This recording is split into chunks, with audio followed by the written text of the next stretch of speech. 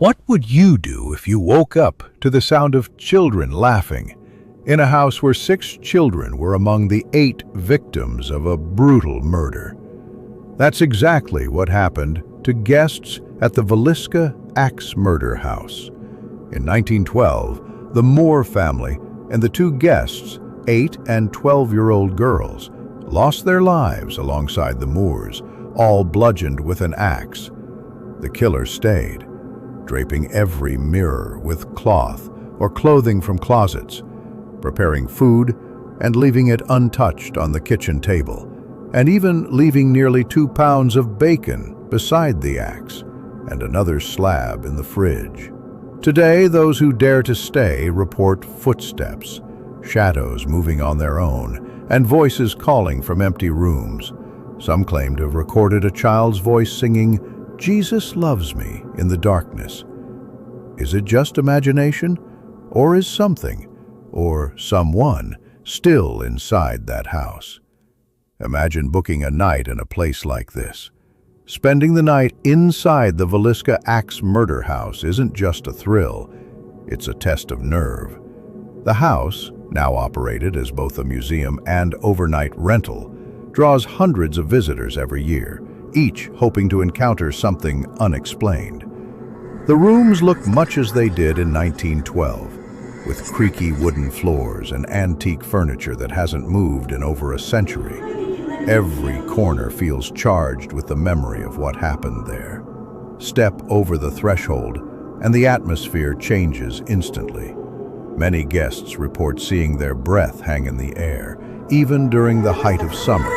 Significant cold spots form where temperatures plummet without warning, especially near the staircase. Paranormal investigators call these cold spots, places where energy seems to drain from the environment. Some believe that violent deaths can leave behind a kind of psychic residue, replaying fragments of the original trauma over and over. It isn't just the chill that gets under your skin. Visitors often describe a creeping sense of being watched before they even reach the second floor. One group recounted how, within minutes, a guest's jacket sleeve was tugged sharply backward, as if grabbed by invisible hands. At the same time, their camera batteries drained to zero, despite being freshly charged. These moments of interference leave people unnerved, searching for rational explanations that never quite fit. The children's bedroom is where things get truly unsettling. This small, unassuming room produces the most frequent reports of unexplained activity. Paranormal investigators often use digital voice recorders here, hoping to capture what's known as EVP, electronic voice phenomena. In 2015, a team left a recorder running overnight and caught what sounded like 3 distinct children's voices singing, "Jesus loves me," the same hymn the Moore children had performed at church just hours before their deaths. As the night wears on, the energy in the house shifts. Encounters on the second floor become more intense after midnight. Guests sleeping in the parents' bedroom have woken to the sound of footsteps circling their bed, slow and deliberate. Some say they've seen shadowy figures standing in the doorway, unmoving, until the moment they blink and the shapes vanish. The most unnerving report is the sensation of something settling on the edge of the bed. People describe the mattress dipping as if a heavy weight has pressed down beside them, accompanied by a faint, lingering scent of blood and kerosene. These details echo what investigators noted in 1912, the smell of bloody water and the odd placement of a kerosene lamp's chimney. But nothing unsettles visitors quite like the laughter. Multiple guests have recorded high-pitched giggles echoing through the hallway between 2 and 4 a.m., the very window when the murders are believed to have occurred. The sound always begins near the attic stairs and fades toward the children's room, tracing the original path of violence through the house. No source has ever been found, Yet the pattern repeats night after night, as if the house itself is stuck in a loop. Why does this place seem to echo with such specific memories? Some parapsychologists suggest that traumatic deaths, especially those involving children, can fracture residual energy into repetitive loops. The laughter might be a psychic imprint of the victim's last joyful moments at their church event, or something far more unsettling, a mimicry by whatever presence lingers. Either way, these patterns defy simple explanation and leave even the skeptics uneasy. These voices are just the beginning. On that fateful morning in 1912, investigators found signs the killer stayed long after the murders. The evidence they uncovered would reveal just how strange and haunting the night truly was. The night of the murders. On June 9, 1912, the Moore family arrived home just after midnight, their two young guests, Lena and Ina Stillinger, by their side after a church event.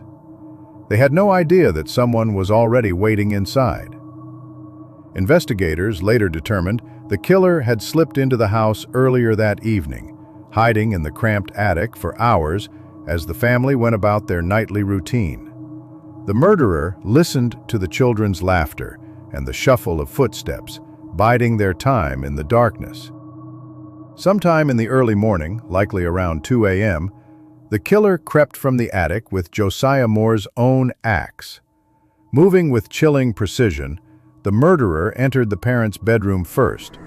Forensic evidence suggests Josiah and Sarah Moore were killed instantly, struck in their sleep by brutal blows to the head. The violence didn't stop there. Downstairs, in the guest room, Lena and Ina Stillinger were attacked in the same ruthless manner. Blood spatter patterns revealed the force of the blows, skulls shattered with each swing. Only one victim, 11-year-old Ina, showed defensive wounds on her arms, a sign she may have woken and tried to shield herself before succumbing. The rest never stirred. The killer made sure no one survived. But the murders were only the beginning of the night's strange events. Instead of fleeing, the killer lingered in the house for hours. They moved through the rooms, pulling cloths and clothing from drawers to drape over every mirror and reflective surface. This wasn't a hurried attempt to hide evidence. It was deliberate, almost ritualistic. No surface was left uncovered, as if the murderer wanted to block out every reflection in the house. In the kitchen, the killer prepared food, laying out a slab of bacon and arranging a meal on the table. None of it was eaten. The axe was wiped clean and propped against the wall, partly cleaned but unmistakably used. A kerosene lamp burned low on the dining table, casting strange shadows on the walls. Blood smeared in odd places suggested the killer wandered the house, touching surfaces as they moved. The children's bodies had been carefully covered after death, their nightclothes straightened and blankets pulled up to their chins, almost as if someone was tucking them in for the last time. The scene was full of contradictions. There was no sign of robbery, nothing was stolen, no evidence of sexual assault. The killer wore gloves, leaving no fingerprints, but muddy boot prints were found that matched no one in town. They avoided the noisy front door, slipping in and out through a window with practiced care. The murders appeared random, with no clear connection between killer and victims. The investigation quickly unraveled. Before police could secure the scene, townspeople trampled through the house, destroying vital evidence. Suspicions shifted from one person to another, a traveling preacher, a troubled farmhand, even a neighbor. But none of the theories stuck. No one was ever charged, and as the years passed, the trail went cold. Modern forensic experts point to the killer's behavior as especially disturbing. The repeated blows, the calm after the violence, and the time spent covering mirrors all suggest a calculated mind, possibly driven by superstition, guilt, or something darker. The uneaten meal, the drawn curtains, the careful arrangement of the bodies, every detail hints at a ritual, though no known practice matches exactly what happened that night. The lack of motive, the absence of evidence, and the sheer brutality left an open wound in the town's memory. No prints, no robbery, no clear motive, and a botched investigation that would leave the case cold.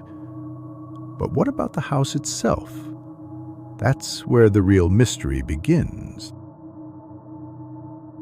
The covered mirrors. Mystery. Inside the Villisca house, one detail stands out among all the evidence. Every mirror was carefully covered with fabric. Crime scene photos show shirts, towels, and sheets draped over every reflective surface. Each one chosen from dressers and closets after the murders had already taken place. This wasn't a hurried attempt to hide evidence. The killer took deliberate time to gather and arrange these coverings, moving from room to room while the house was silent except for the ticking clock and the settling of dust. Why would someone go to such lengths to hide every mirror? Psychologists have weighed in, suggesting that the act could be rooted in overwhelming guilt. Some killers report being unable to face their own reflection after committing a violent act, seeing something in their eyes that wasn't there before. Covering mirrors might have helped the murderer avoid confronting the reality of what they'd done, building a physical barrier to match the mental wall they'd already constructed. It's a chilling thought, someone methodically erasing their own presence from the house, one reflection at a time. But there's more to this act than psychology. Across the world, many cultures have long believed that mirrors do more than just show our faces.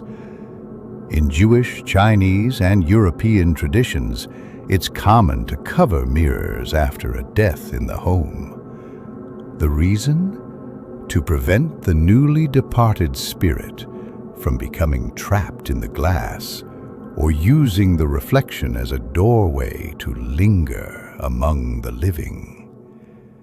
It's a ritual meant to protect both the living and the dead, a barrier against restless souls. In the Villisca house, this old belief takes on a new dimension.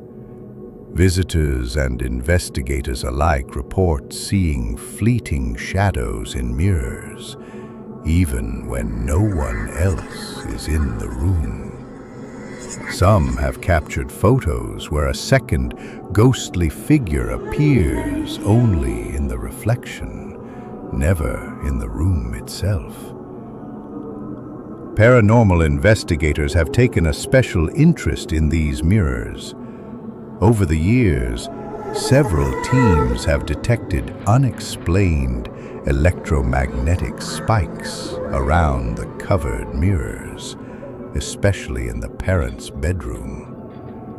No wires or electronics explain the readings, and the highest spikes always seem to happen near the mirrors that were originally found covered.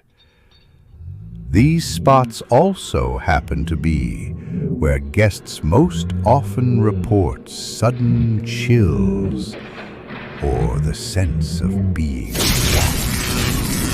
It's as if the mirrors themselves are holding on to energy from that night, replaying fragments of the horror for anyone who dares to look too closely. Police reports from 1912 confirm the mirrors were all covered, when officers arrived at dawn. The fabric wasn't just tossed over haphazardly. Some pieces were tucked behind the glass, others tied in place, as if to ensure they wouldn't slip off. This methodical approach took time and care, even as the killer knew the bodies were cooling in the next room. It was a ritual that left its mark on everyone who studied the case since. Strangely, Villisca isn't the only place with this eerie detail. Local historians found records of a murder in a nearby town back in 1899, where the killer also covered every mirror in the house. That murderer later claimed to see demons in his own reflection after the crime. Whether the Villisca killer knew about this earlier case or not, the parallel is hard to ignore. It suggests an impulse deeper than simple superstition, a compulsion that might be rooted in the darkest parts of the human mind.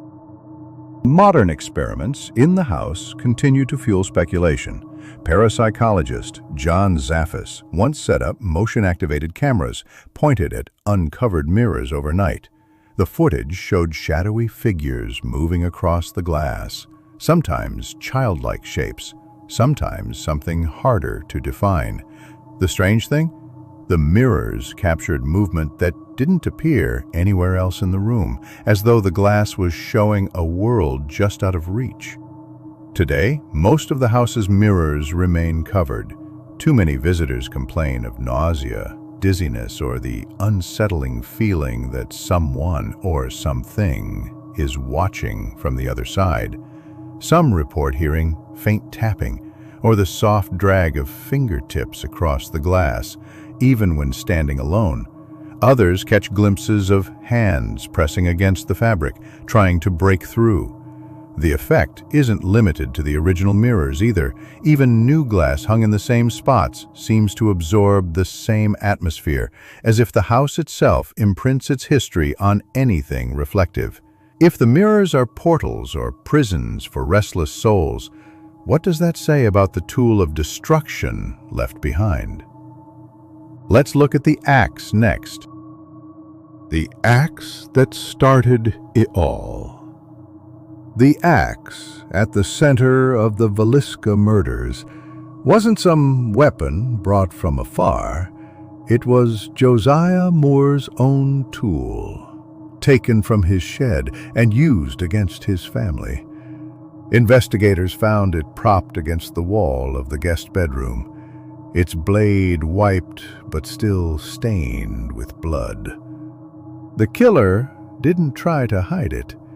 Instead, the axe was left in plain sight, as if its presence alone was meant to send a message. Today, a replica sits in that same spot. Visitors and psychics who come to the house often report a heavy, oppressive feeling in the air near the axe, describing it as if the room itself pushes back against anyone who gets too close. This is what some paranormal researchers call an object haunting. The idea is that violent energy can imprint itself on an item used during a traumatic event. The original axe disappeared decades ago, likely taken as a grim keepsake, but its absence hasn't dulled the effect. Psychics say the area where the axe rested feels charged, almost electric. Some claim to sense echoes of the violence, a sudden chill, the faint smell of metal and old blood, or even the imagined sound of the axe striking again and again. These reports are impossible to prove, but they come up again and again from people who had no idea about the axe's history before visiting. Investigators report that cold spots often appear around the replica axe, even when the rest of the room stays warm. Thermal cameras have picked up these temperature drops, and guests sometimes describe feeling a wave of nausea or dizziness that fades as soon as they step away. Electronic voice phenomenon, EVP, sessions in this corner of the house frequently capture labored breathing or faint rhythmic thuds that don't match any living person in the room. The effect is strongest late at night, especially around the time the murders are believed to have happened. The axe itself once showed clear signs of use. Investigators noted subtle grooves worn into the wooden handle, marks left by repeated gripping and shifting hands. Some believe this kind of physical contact, especially during moments of extreme violence, can leave behind a kind of psychic residue. Paranormal studies suggest that ferrous objects like axes or knives can hold on to energy from traumatic events, replaying it in subtle ways for years afterward.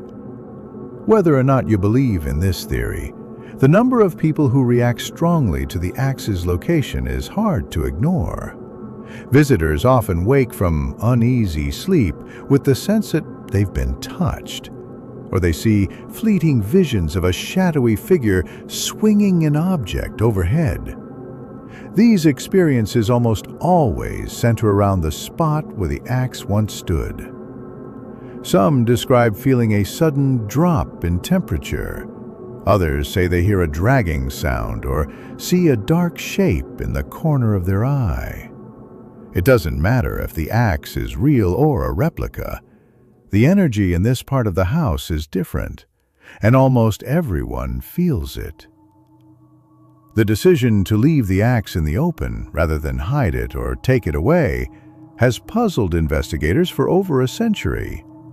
Some criminologists think the killer wanted to confuse police by using Moore's own tool, while others see it as a way of mocking the family or the town. The axe's placement, carefully propped up, not discarded, suggests a ritualistic mindset. It's as if the killer needed the weapon to bear silent witness to what had happened in that room. House records show that the original axe was removed in the 1930s by owners hoping to stop the strange activity. Instead, reports of unexplained phenomena increased, especially in the basement where Josiah Moore kept his tools. Guests now say they hear the sounds of chopping from empty rooms or see tools vibrate on their hooks. The axe may be gone, but its story lingers in every corner of the house. Police records from 1912 confirm that the blade still held hair and tissue when it was examined, but no fingerprints were ever found. This detail matches the enduring mystery of the case. Why attack this family? Why linger afterward? And why leave the weapon so deliberately displayed? The axe's placement may be the only message the killer ever left, and it's one that no one has been able to decipher. While the axe draws your eye, the entire home is a time capsule of terror. Dolls in the children's rooms, Sarah Moore's sewing kit, the kerosene lamp still on the table.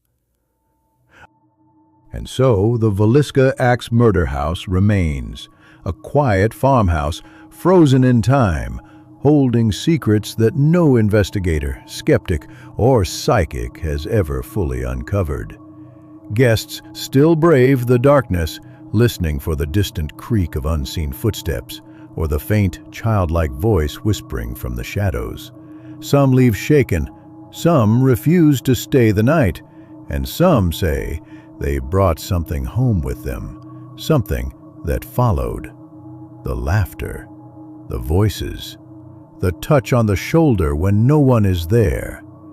But perhaps the most unsettling part of this story is not the ghostly phenomena, nor the mystery of the covered mirrors, nor the lingering presence near the axe. It's the simple, terrifying truth that this house, this horror, is real.